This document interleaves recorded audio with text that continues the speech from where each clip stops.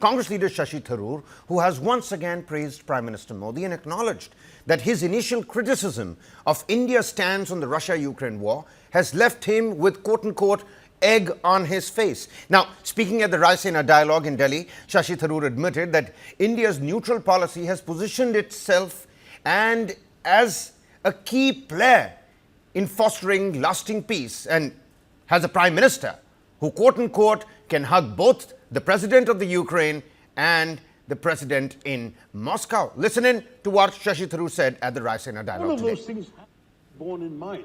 Yes, I'm still wiping the egg off my face because I was the one person in the parliamentary debate who actually criticized the Indian position at the time, back in February 22, on the well-worn grounds that Espen will understand, because he and I talked about all this in my UN days, that there was a violation of the UN Charter, that there had been a violation of the principle of the inviolability of borders, of the sovereignty of a member state, namely Ukraine, and we had always stood for the inadmissibility of the use of force to settle international disputes, and all of those principles, I said, had been violated by one party, and we should have condemned it.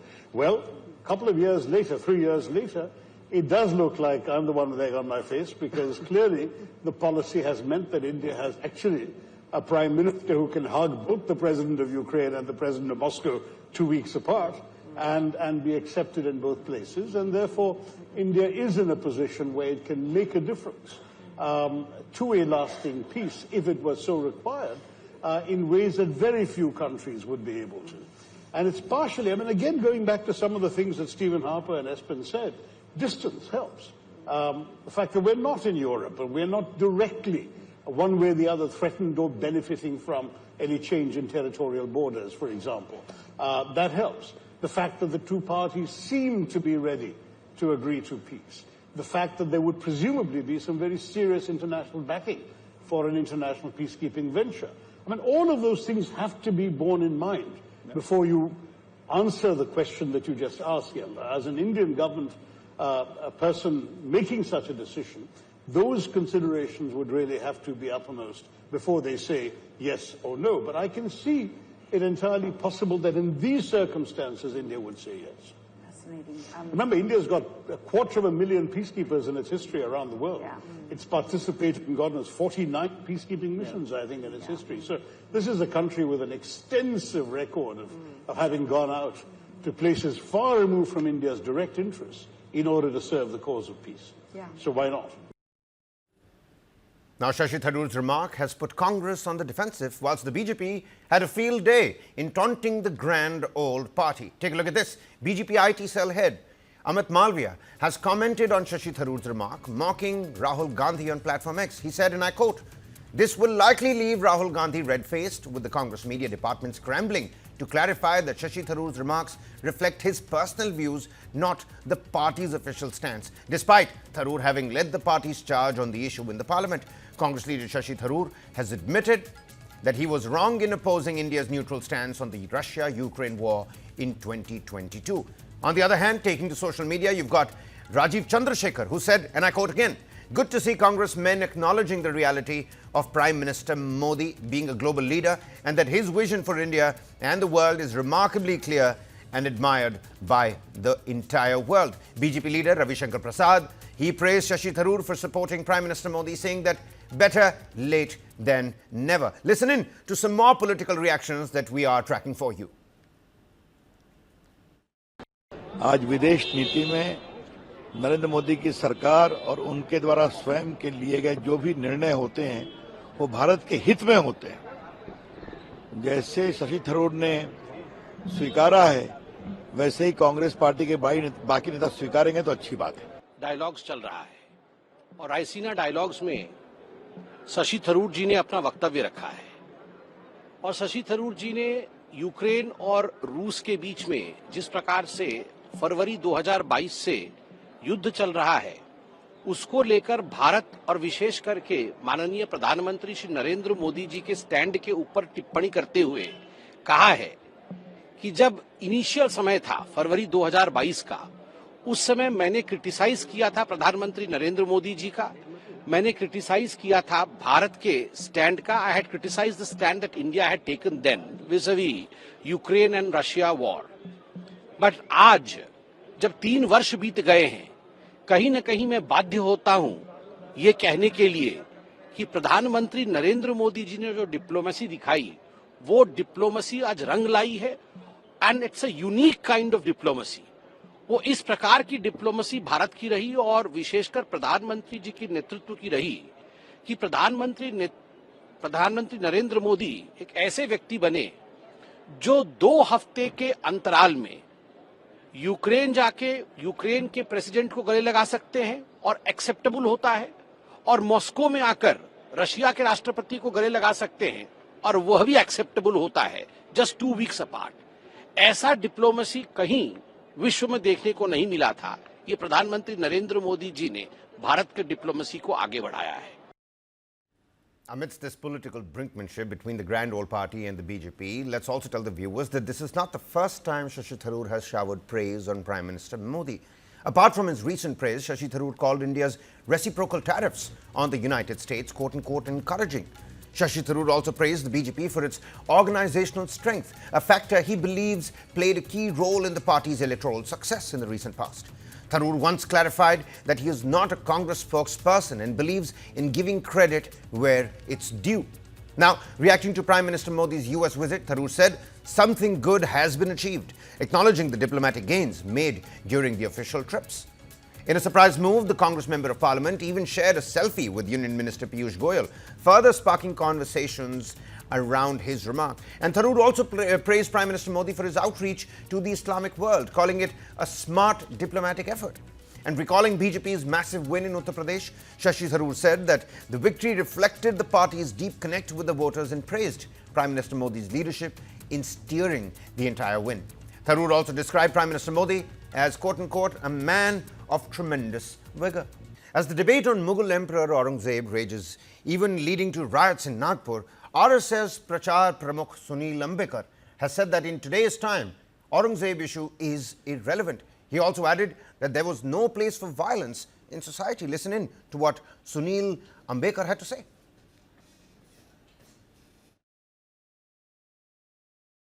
Is Aurangzeb relevant today? Do you think the tomb should be moved? I think not relevant.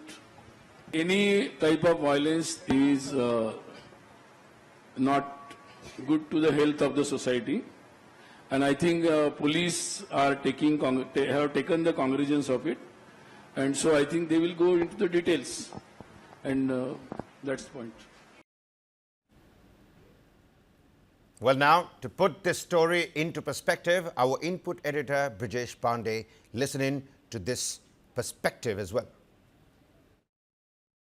Aurangzeb's tomb has kind of, divided the Maharashtra politics into 2 zones, with even Uddhav Thackeray, Shiv Sena, NCP, Congress and all criticizing Bharatiya Janata Party for stoking fire, and whereas, the Eknath Shinde, Shiv Sena Eknath Shinde faction and Bharatiya Janata Party saying that people who have sympathy for Aurangzeb have no sympathy, has no place in India. In middle of all these, hardening of stand which we have seen both by Eknath Shinde and BJP also, the statement of Sunil Ambekar, who is a very senior RSS functionary, he is RSS Prachar Pramukh, saying that the issue of Aurangzeb is irrelevant today, flies in face of the hardening of stand which we have seen from the BJP, and I think, the opposition parties are going to lap up the statement of RSS Prachar Pramukh, saying that, that the BJP is saying one line and RSS Prachar Pramukh is saying, towing a completely different line. It was embarrassing for the Bharatiya Janata Party that the entire violence which took place in Nagpur, which is considered to be a pocket borough of the BJP, the RSS headquarters is stationed there. Prime Minister is going to visit Nagpur RSS headquarters on 30th of March. In middle of this, the kind of violence which engulfed this, the city of Nagpur has come as a major embarrassment for the Bharatiya Janata Party. They have the police has claimed that that they have arrested the main mastermind, but this particular statement by Sunil Ambekar is a big political development as far as the politics on Aurangzeb issue is concerned. And while that's not all, we also spoke to Shiv Sena leaders Bharat Gogawale and Deepak Sawant about and on Ambekar's statement. Listen in. RSS ने एक बयान दिया है कि औरंगजेब हमारे लिए औचित्य औरंगजेब का नहीं है, वो हमारे लिए एग्जिस्ट नहीं करता। बराबर है ना, जो कोई बात है, औरंगजेब ने जो कुछ किया ये महाराष्ट्र में वो इतना गलत किया तो कौन उसको ये करेगा, इसलिए उसका जगह हमारे महाराष्ट्र में नहीं होना चाहिए। सामना में सर एक लेख लिखा गया है कि विलेन को आप लोग ज्यादा महिमा मंडित कर रहे हैं, हीरो की जो इंपॉर्टेंस है शिवाजी महाराज की उसको खत्म कर रहे हैं, औरंगजेब को ज्यादा इंपॉर्टेंस दे रहे हैं ताकि शिवाजी खत्म हो जाए। ऐसा नहीं है, अभी उनको वैसा लगने लगा है, लेकिन हम लोग शिवाजी महाराज के मामले, शिवाजी महाराज का नाम जब तक चांद सूरज रहेगा तब तक शिवाजी महाराज का, संभाजी महाराज का नाम रहेगा। सर इसमें आरएसएस भी एक बयान दी है कि औरंगजेब का एग्जिस्टेंस ही आरएसएस के लिए नहीं। बराबर है, सही बात कही।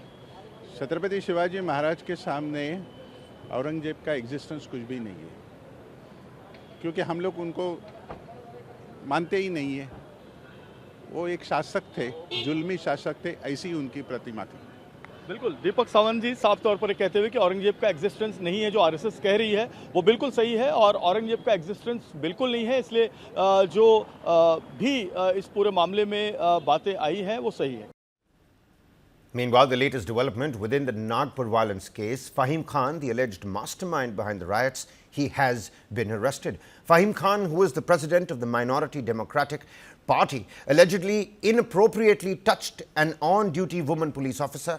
The incident was reported after an FIR was filed at an area police station in connection with the violence that prevailed. Now, the Nagpur violence accused, the FIR said, also made obscene gestures and misbehaved with some other women, including police personnel, during the incident, which reportedly began around 4 p.m. on the 17th of March and continued until approximately about 11:30 p.m. the same day. The accused faces multiple charges under the BNS, the Criminal Law Amendment Act, the Public Property Damage Prevention Act, and the Maharashtra Police Act, amidst other relevant laws. Now, besides Fahim, the police have arrested 51 people in connection with the Nagpur violence, and the same FIR lists 51 named accused and 500 to 600 unnamed individuals as well.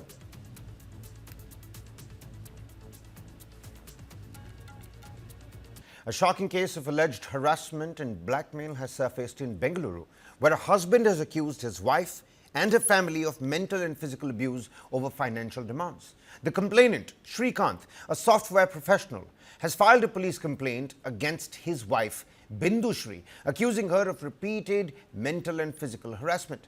The non-cognizable report has been registered at the Vyalikaval police station. Shrikant alleges that despite 2 years of marriage, the couple has not consummated their relationship. He claims his wife blackmailed him, threatening suicide and even leaving a death note whenever he tried to get physically intimate. In a shocking claim, Shrikant has accused his wife of physically assaulting him, including attempts to harm his private parts, which he alleges was nothing short of a murder attempt. Adding to the distress, Shrikant alleges that Bindu Shri's family demanded lakhs of rupees to purchase a house, and when he refused, the harassment reportedly intensified. Bindu Shri, he claims, flatly refused any physical relationship until her financial demands were met, going as far as to say they could plan for children after he turned 60. Shrikant also blames his wife's disruptive behavior for losing his job during his work from home stint. He claims she would dance and argue during his virtual meetings, and he has recorded these instances as evidence of harassment. And when Shrikant's family sought a divorce, Bindu Shri allegedly demanded 45 lakh rupees as settlement. Following his complaint, police have summoned Bindu Shri for questioning, and in her statement, Bindu Shri reportedly expressed disinterest in continuing the marriage, citing incompatibility. And one of those top global headlines that everybody is talking about today is, of course, NASA astronauts Butch Wilmore and Sunita Williams, who have now safely returned to Earth in that SpaceX Dragon Freedom capsule with a soft splashdown off of Florida's coast, 9 months after their faulty Boeing Starliner craft appended what was to be just a week-long stay on the International Space Station, ended up being about 9 months. Their return caps a protracted space mission that was fraught with uncertainty and technical troubles, and has turned a rare instance of NASA's contingency planning and the latest failures of Boeing Starliner into a global spectacle. Here's a complete report. Take a look. April 27th, 2022, to the International Space Station on NASA's SpaceX Crew 4 mission last year is September 28th. So, yeah, a little bit about the Dragon Freedom capsule. Dragon Freedom. To the far left there is NASA astronaut Butch Wilmore. And as you can see, the crew is suited up in their space indeed daytime. And you're beginning to see that plasma trail as Dragon re-enters the Earth's atmosphere. All of that is expected. Coming from the WB-57 plane. That heat shield we can see doing magnificent work as it deploys. This view coming from the WB-57 high altitude plane.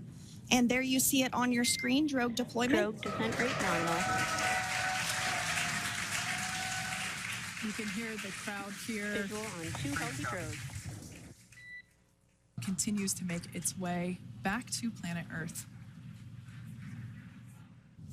The mains are quite a bit larger. You'll be able to notice the difference on your screen once they deploy, and they continue to ensure that the Dragon spacecraft slows down even further. Big time this afternoon, and there we go. We have visual on 4 healthy mains. That view was from inside. Freedom copy.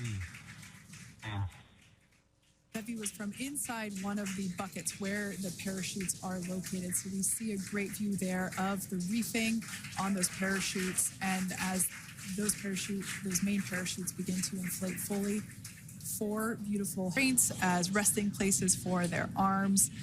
They were just in space moments ago. So their arms were able to float freely. 400 meters. Florida.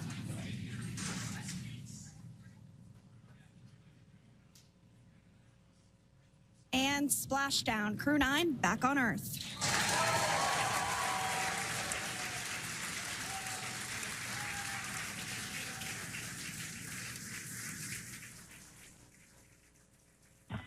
And SpaceX Freedom, splashdown. Good main release. Copy splashdown. We see main chutes cut. Nick, Alex, Butch, Sunny, on behalf of SpaceX, welcome home.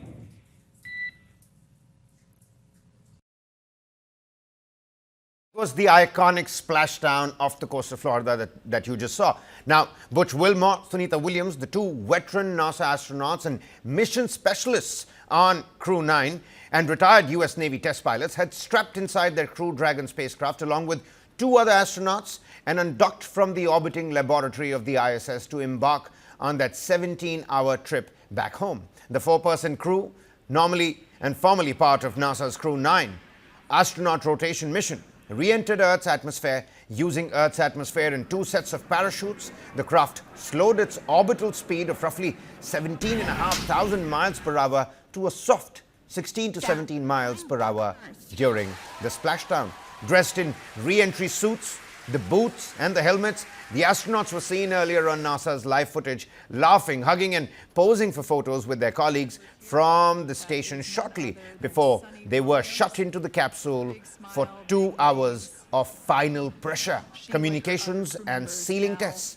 The astronaut pair had launched into space as Starliner's first crew in June for what was expected to be just a week-long, specifically 8-day test mission. But issues with Starliner's propulsion system led to cascading delays to their return back home, culminating in a NASA decision last year to have them take a SpaceX craft back this year as part of the agency's crew rotation schedule.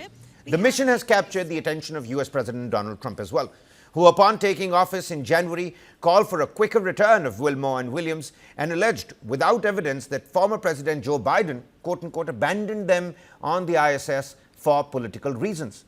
Now, SpaceX CEO Elon Musk, a close advisor to Donald Trump, echoed his call for an earlier return. SpaceX's Crew Dragon is the United States' only orbital-class crew spacecraft, which Boeing had hoped its Starliner would compete with before the mission with Wilmore and Williams threw its development future into uncertainty. After the splashdown, the astronauts will be flown to their crew quarters at the space agency's Johnson Space Center in Houston for several days of health checks, per routine for astronaut returns, before NASA flight surgeons approve that they can go back home to their families. All in all, 17 grueling hours. Kudos to NASA, SpaceX, and everybody that was involved on ground control for bringing back safely our 4 astronauts.